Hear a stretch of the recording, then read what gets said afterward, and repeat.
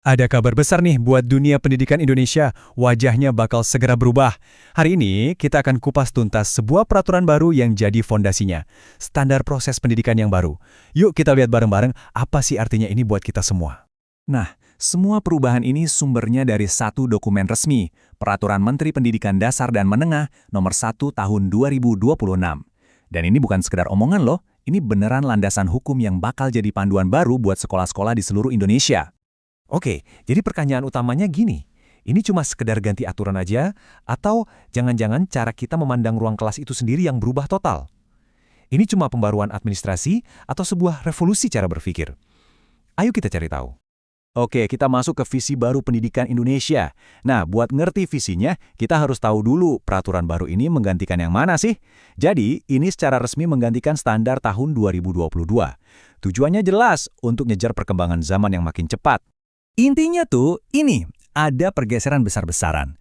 Kita mau bergerak dari yang tadinya cuma sekedar hafalan ke proses belajar yang jauh lebih utuh, efektif, dan yang paling penting, memberdayakan setiap murid biar mereka bisa mencapai potensi terbaiknya. Sekarang, kita masuk ke jantungnya peraturan ini.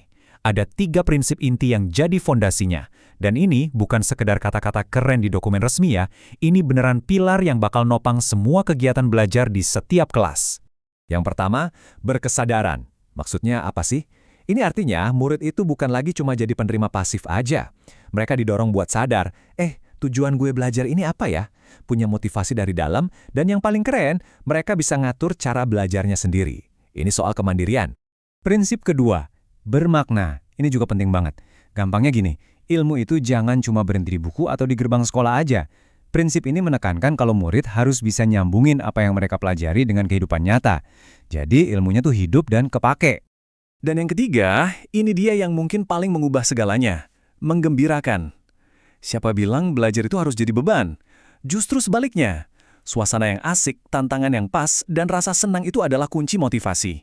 Kelas harusnya jadi tempat yang ditunggu-tunggu sama murid. Oke, tadi kita udah bahas kenapanya, prinsip-prinsip dasarnya. Sekarang kita masuk ke gimananya. Gimana cara nerapin visi ini di lapangan? Nah, peraturan ini ngasih kerangka kerja yang jelas banget buat para guru. Jadi, ada siklus belajar yang isinya 3 tahap yang nyambung terus.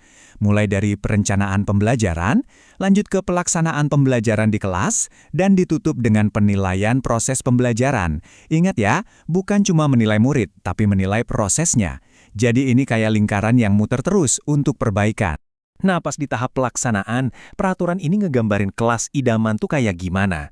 Coba bayangin deh, kelas yang isinya bukan lagi guru ngomong terus murid diem, tapi kelas yang interaktif, inspiratif, menyenangkan, pokoknya jadi tempat buat ide-ide kreatif murid tumbuh subur.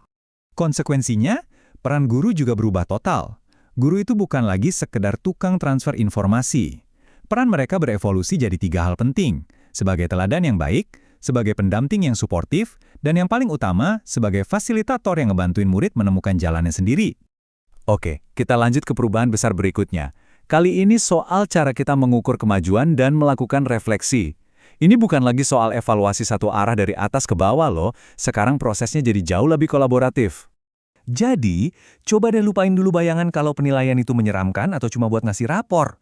Di standar baru ini, penilaian itu justru kayak cermin. Jadi alat buat guru ngaca. Cara ngajar gue udah efektif belum ya? Dan terus cari cara biar bisa jadi lebih baik lagi.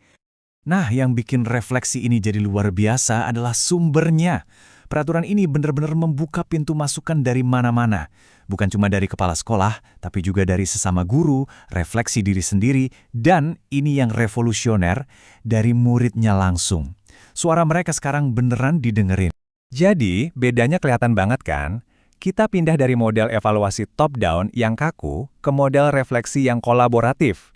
Fokusnya bukan lagi nyari-nyari salah atau sekedar lihat hasil akhir, tapi gimana caranya kita bisa tumbuh bareng sebagai satu komunitas pembelajar. Oke, dari tadi kita ngomongin konsep dan pasal-pasal. Terus, artinya apa sih buat kelas kita sehari-hari? Apa dampaknya buat guru dan murid di dunia nyata? Kayaknya, kutipan dari pasal 9 ini ngerangkum semuanya deh. Misi utamanya itu 1. Menciptakan ruang. Ruang buat apa? Buat inisiatif, kreativitas, dan kemandirian murid. Pendidikan itu bukan lagi soal ngisi ember yang kosong, tapi soal menyalakan api semangat belajar sesuai bakat dan minat masing-masing anak. Nah, sebagai penutup, saya mau tinggalkan satu pertanyaan buat kita renungkan bareng-bareng. Gak peduli Anda seorang guru, orang tua, atau bahkan murid, pertanyaannya sama.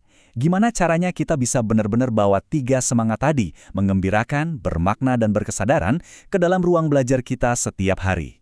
Itulah tantangan sekaligus peluang terbesar kita semua. Terima kasih sudah menyimak.